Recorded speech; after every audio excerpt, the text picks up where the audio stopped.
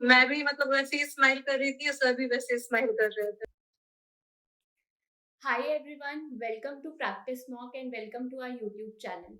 हमारी day to day life में हमेशा कुछ कहानियां हमें ऐसे देखने सुनने को मिलती हैं जिनसे हमें लगता है कि हम शायद इंस्पायर हो सकते हैं, या फिर हमें लगता है कि इन्होंने क्या ऐसा अलग किया है कि आज इन्होंने अपने गोल को पा लिया है। एक ऐसी ही कहानी है हमारे पास अनुभा की, जिन्होंने आरआरबी पीओ और आरआरबी क्लर्क को क्रैक कर लिया है और उनको सिलेक्शन मिल चुकी है। सो हाय अनुभा, हाउ आर यू? मैं ठीक हूँ। हाय। और कैसा लग रहा है फिर आपको आरआरबी पीओ और आरआरबी क्लर्क क्लियर करके? बहुत बहुत ज़्यादा अच्छा लग रहा है। इतने सालों से एग्ज़ाम प्रिपरेशन करने के बाद आज वो सफलता मिल चुकी है। तो आप कब से प्रिपेयर कर रही हैं अपने एग्जाम्स के लिए? प्रिपेयर तो एटलीस्ट मैंने लास्ट लास्ट ईयर ही शुरुआत की थी अच्छे से, हम्म। लेकिन जब से मैंने ग्रेजुएशन किया था 2016 में, हम्म। तब से मैंने मतलब एग्ज़ाम्स देते रहती थी, हम्म। लेकिन कभी भी मैंने मतलब फ़ोकस करके कभी मैं पढ़ाई पे ध्यान नहीं दे पाई क्योंकि मेरा ग्रेजुएशन साथ में चल रहा था। फिर मैंने मास्टर्स में एडमिशन ले लिया, तो ओके। उसका मेरा मतलब पढ़ाई होते रहता था, जिस वजह से हम कभी फ़ोकस नहीं कर पाए। लेकिन लास्ट ईयर से मैंने सही से ध्यान से पढ़ाई की और ये मेरा सेकंड अटेम्प्ट था जिसमें मेरा ये ओके। क्लियर हुआ। ओके। ओके, तो आपने मतलब जब 2016 में आपने ग्रेजुएशन कंप्लीट की, तो फिर आपने तभी से सोच लिया था कि हाँ, मतलब अब मुझे बैंकिंग का ही करना है, अब मुझे कोई और कहीं और जॉब नहीं लेनी है, ऐसा? नहीं, मुझे बैंकिंग मतलब एज़ अ जॉब नहीं, मुझे बस चाहिए था कि एक गवर्नमेंट जॉब चाहिए, ओके। चाहे ओके। वो कोई भी हो, एसएससी, रेलवे, गवर्नमेंट मतलब कोई भी बैंकिंग कुछ भी। तो मैंने सारे फॉर्म्स मतलब मैं भरती थी, चाहे वो एसएससी के हो, रेलवे के हो, चाहे बैंकिंग के हो, सारे फॉर्म्स भरती थी। लेकिन हाँ, मैंने कभी ध्यान से वो पढ़ाई पूरा फुल सिलेबस वैसे करके मैं कभी फोकस नहीं कर पाई क्योंकि मेरा ग्रेजुएशन साथ में चल रहा था और उधर मास्टर्स भी फिर मैंने किया, तो उसमें भी मेरा शुरू से रहता था कि मैं हमेशा क्लास में टॉप करती थी। तो मेरा मेरा था कि नहीं, अगर मैं यहाँ पे मतलब मुझे ही मतलब टॉप आना है, हमेशा मैं यही सोचती थी।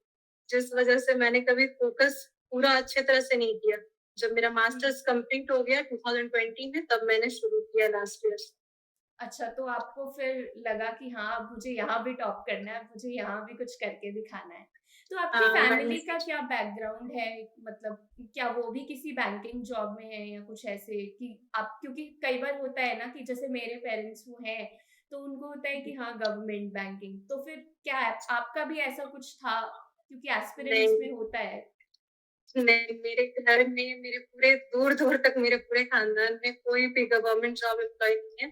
मेरे हुँ। पापा बहुत ही सिंपल, उनका एक राशन दुकान है जो वो चलाते हैं। मेरी ओके। मम्मी हाउसवाइफ है। हुँ। तो हम लोग बहुत ही सिंपल लोग हैं। हम लोग मिडिल क्लास फैमिली से बिलॉन्ग करते हैं। मेरे परिवार में लड़कियों को तो एटलीस्ट मतलब पढ़ने के लिए मोटिवेट भी नहीं किया जाता है। ओह! तो वो दैट्स सो ग्रेट कि मैं बहुत आपने आज इतना, मतलब आपने 2-2 एग्ज़ाम्स क्रैक कर लिए हैं।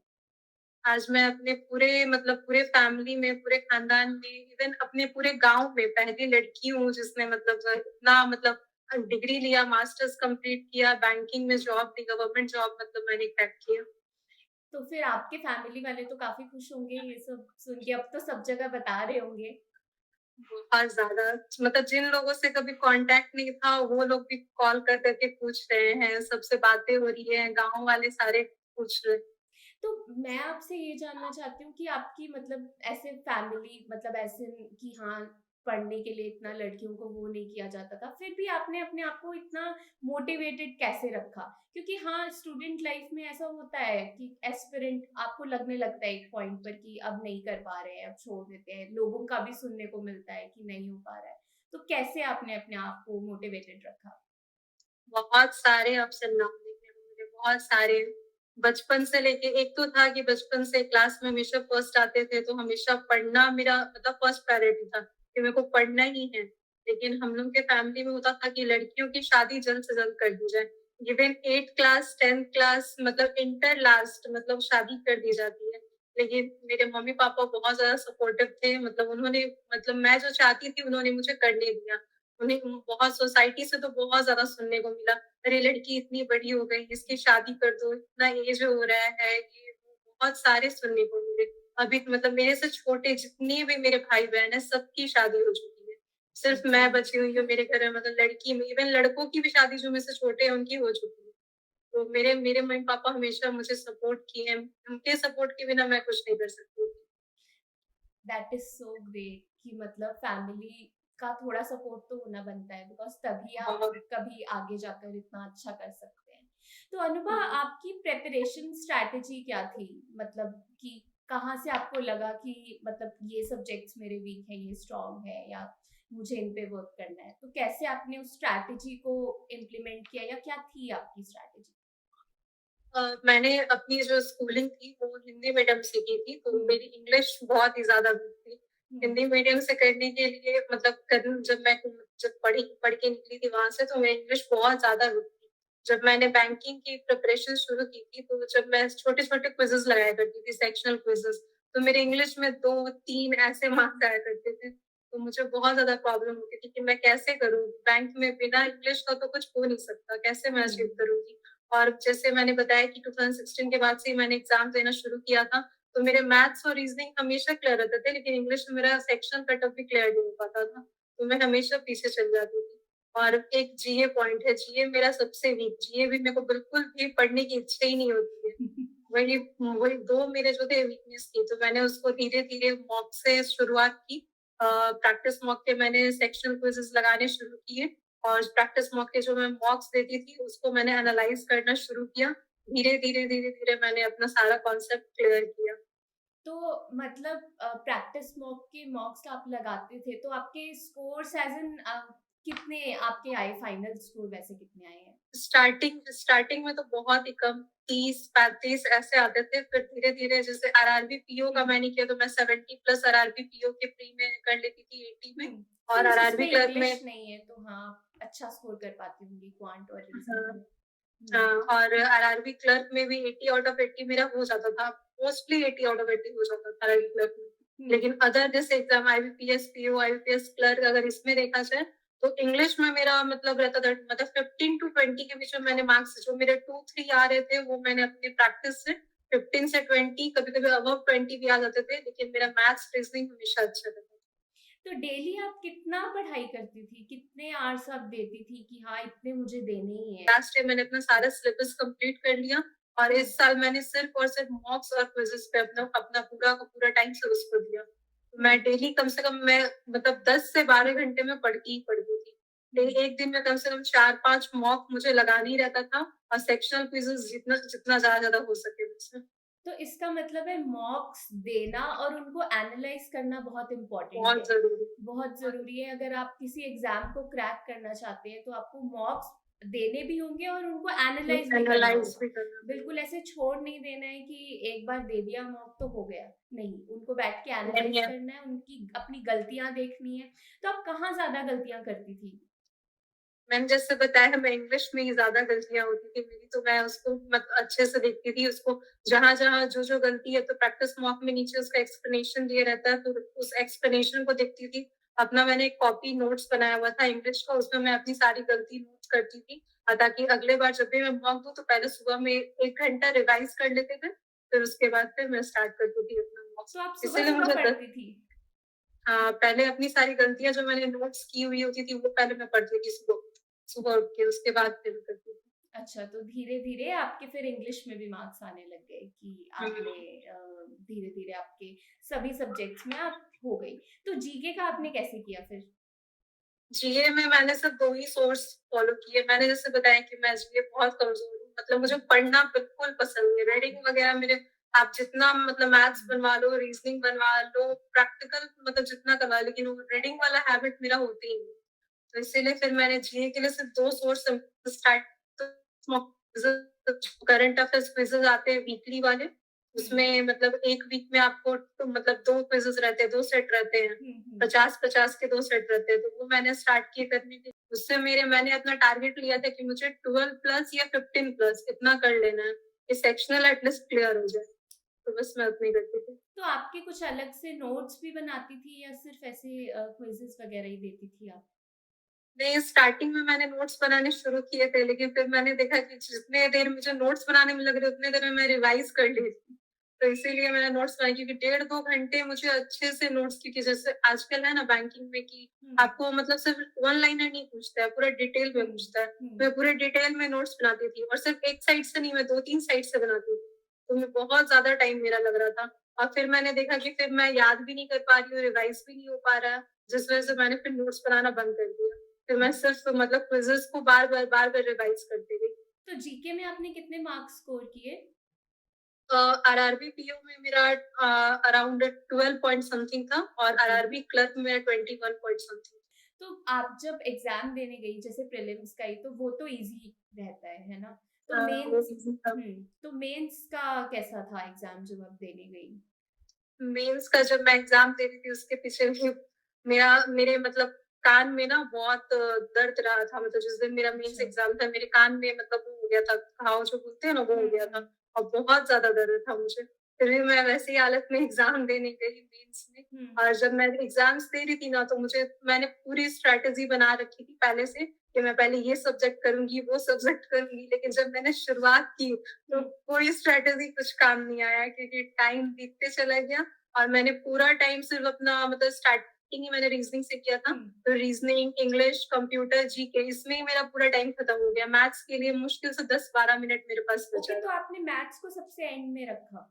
हाँ, मैथ्स हुँ, को मैंने सबसे एंड में रखा, क्योंकि मैथ्स में क्या है ना कि आपको पता नहीं लगता किस हुँ, क्वेश्चन में फंस जाओ ना, कोई भरोसा नहीं है। हुँ, इसीलिए मैंने मैथ्स को अपना सबसे एंड में रखा था।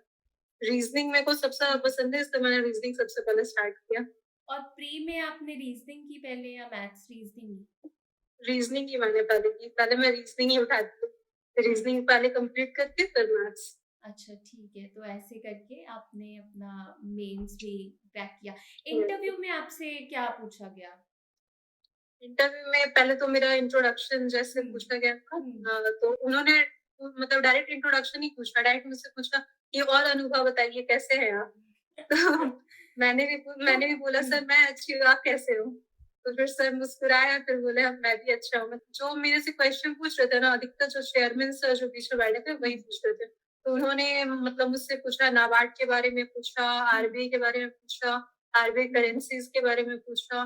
फिर मैं जमशेदपुर से बिलॉन्ग करती हूँ, तो टाटा यहाँ कंपनी, टिस्को कंपनी बहुत फेमस है, तो हुँ, उसके बारे में उन्होंने बहुत सारे पूछे, मेरे पापा हुँ, के बैकग्राउंड के बारे में पूछे, वो सब। फिर मैंने जैसे बिहार से अप्लाई किया हुँ, है, जमशेदपुर में रहती हूँ, तो उसके लिए उन्होंने पूछा कि आपने बिहार से क्यों अप्लाई किया? हुँ, तो वो सब उन्होंने पूछा, लेकिन बहुत इंटरव्यू बहुत आसान था, मतलब हुँ। इतना वो लोग जो भी क्वेश्चन पूछ रहे थे, सब कुछ इतना हँस-हँस के पूछ रहे थे, मतलब पूरा रिलैक्स कर दिए थे।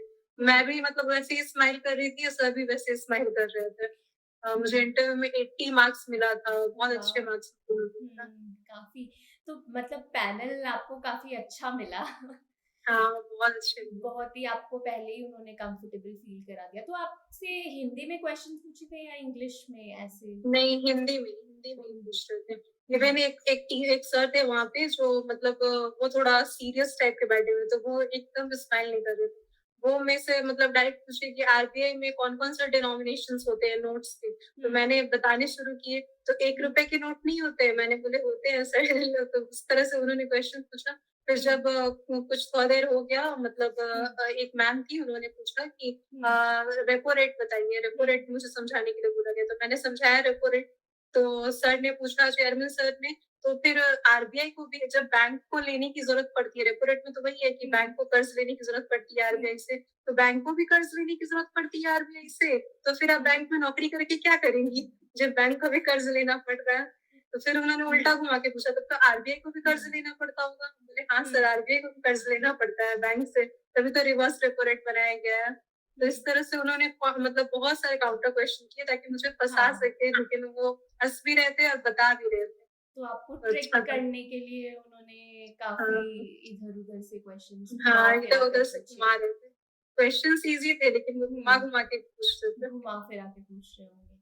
तो और अनुभा आपने मतलब कुछ स्पेशल प्रिपेयर किया था इंटरव्यू के लिए भी? जैसा मैंने बताया, मुझे रीडिंग में कोई इंटरेस्ट नहीं है, तो फिर मैंने बहुत सारे यूट्यूब पे वीडियोज़ देखे, जो आरआरबी के इंटरव्यूज़ सब हुँ, जो लास्ट ईयर सारे हुए थे, तो उनमें मैंने सेलेक्टिव 20-25 क्वेश्चन उठाए, और उन क्वेश्चन्स को मैंने गूगल से सर्च किया, शॉर्ट में हुँ, आंसर जो 2-3 लाइन में मैं दे सकूँ, हुँ, तो वो सारे मैंने सर्च कर कर के पढ़े वैसे ही, और मैंने अपने खुद से नोट्स तैयार किए गूगल से पढ़-पढ़ के, मतलब मैंने लिखा नहीं, बस गूगल से हम्म, सर्च करके मैंने पढ़ा और बस वही करके, क्योंकि पीडीएफ जो मैंने डाउनलोड किया था वो बस हम्म, थोड़ा-थोड़ा पॉइंट्स जैसे सिडनी वगैरह, नाबार्ड वगैरह के बारे में पढ़ने के लिए ठीक था। लेकिन हम्म। उतना सारा पीडीएफ पढ़ना आसान नहीं है, तो इसलिए मैंने गूगल को ही सीख हम्म, लिया।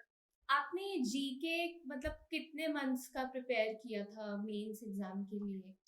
मैंने 4 मंथ्स का मतलब प्रिपेयर किया था हम्म, आरआरबी पीओ के लिए और आरआरबी क्लर्क के लिए भी 4 मंथ्स का। और इंटरव्यू जैसे ही आपको मतलब आपका मेंस का एग्जाम हुआ तो लगा था आपको कि हाँ क्लियर हो जाएगा?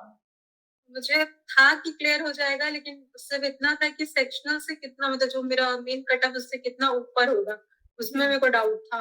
जिस दिन रिजल्ट आया था, मतलब स्कोर कार्ड नहीं था, जो स्टेटस आता हम्म, है, रिजल्ट स्टेटस स्टेटस, उस दिन मैं इतनी ज्यादा खुश थी ना कि मेरा मेंस क्लियर हो गया, मेंस क्लियर हो गया। लेकिन जब मार्क्स आया मेंस का, इंटरव्यू के बाद जब मार्क्स आया, तो इतनी डिप्रेशन में चले गए थे, क्योंकि मैं सिर्फ 12 मार्क्स से अबव था कट ऑफ से। तो मेरे हम्म, को बहुत ज्यादा था कि अगर मैं बार बार दिन रात सिर्फ यही प्रार्थना करी थी कि मेरे को बस 80 मार्क्स मिल जाए, इंटरव्यू में 80 मार्क्स मिल जाए, क्योंकि 80 मार्क्स मिलेगा तभी होगा। मैंने न मतलब मेरी पढ़ाई लिखाई, मेरा खाना पीना सब मतलब कम हो गया उसके बाद, कि क्या होगा एग्जाम को, क्या होगा।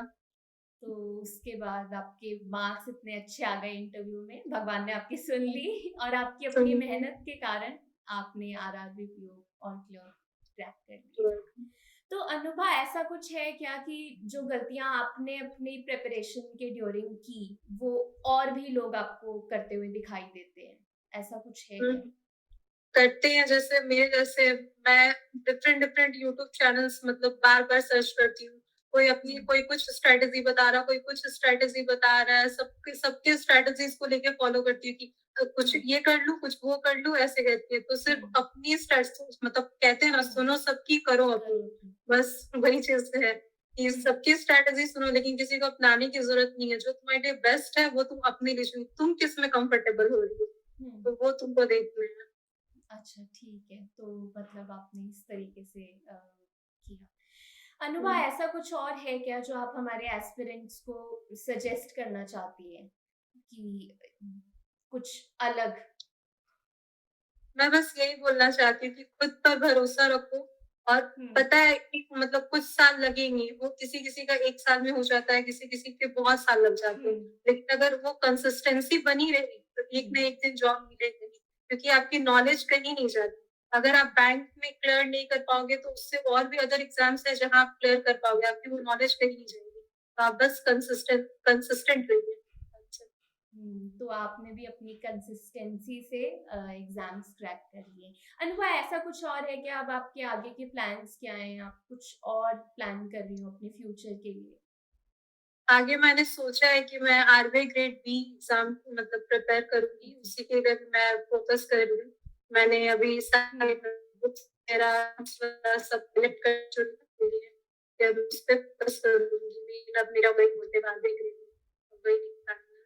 तो आप आरबीआई ग्रेड बी पर फोकस कर रही हैं आरआरबी पीओ के बाद? आरआरबी पीओ निकलने के पहले मेरे पास हम्म, था ना कि उस मुझे हम्म, कोई भी जॉब चाहिए था, क्लर्क हो चाहे कोई भी हो, हम्म, बस एक गवर्नमेंट जॉब चाहिए था। लेकिन उसके बाद फिर जब आरआरबी पीओ मेरा निकल गया, उसके बाद फिर मैंने डायरेक्ट अपना फोकस किया, इसके बाद और बेटर क्या हो हम्म, सकता है। तो मेरे सारे के सारे प्रीलिम्स क्लियर हुए थे, जितने थे, एसबीआई क्लर्क हो, जी, एसबीआई पीओ हो, सारे के हम्म, सारे। लेकिन मैंने आरआरबी पीओ निकलने के बाद एसबीआई हम्म। क्लर्क मेंस और एसबीआई पीओ मेंस मैंने नहीं दिया, क्योंकि मुझे उसमें नहीं जाना है। अब मेरा आरआरबी पीओ में हो गया, तो मैं पूरी तरह से फोकस आरबी ग्रेड में ही करूंगी। तो आपका ये मेंस पहली बार क्लियर हुआ था या कैसे? पहले भी क्लियर हो चुके हैं मेंस वगैरह? नहीं, फर्स्ट मेंस मेरा क्लियर हुआ है। अच्छा ये लास्ट ईयर मैंने मेंस दिया था, जिसमें मेरा मतलब 2 हम्म, पॉइंट समथिंग से रह गया था मेंस, हम्म, और इस बार मेरा फर्स्ट मेंस क्लियर हुआ ओके ओके, तो आपने पहली बार मेंस भी क्लियर कर लिया, आपने इंटरव्यू भी क्लियर कर लिया, दोनों ही है। क्लियर कर लिए। तो आरआरबी पीओ ही आपने अब सोचा है कि हाँ आरआरबी पीओ के बाद आप सीधा RBI grade B RB grade में। के लिए प्रिपेयर करेंगे। और अनुभा, हमें आपसे बात करके काफी अच्छा लगा, आपके बारे में जानकर, आपकी जर्नी को जानकर, जिसे आई थिंक सुन के बहुत लोग इंस्पायर भी होंगे कि आप एक ऐसे बैकग्राउंड से आ रही थी जहाँ पर इतना सपोर्ट नहीं किया जाता है, सोसाइटी वाले ऐसे लड़कियों को नहीं इतना करते हैं कि वो आगे कुछ बढ़कर कर सके। जहाँ आपके आसपास के लोगों की शादी इतनी जल्दी हो गई है, बट आपने अपनी मेहनत से आपको करना ही है, आपने ये सोच के हर दिन इतनी मेहनत की जिससे आप आज यहाँ पहुंची हैं। Many many congratulations to you.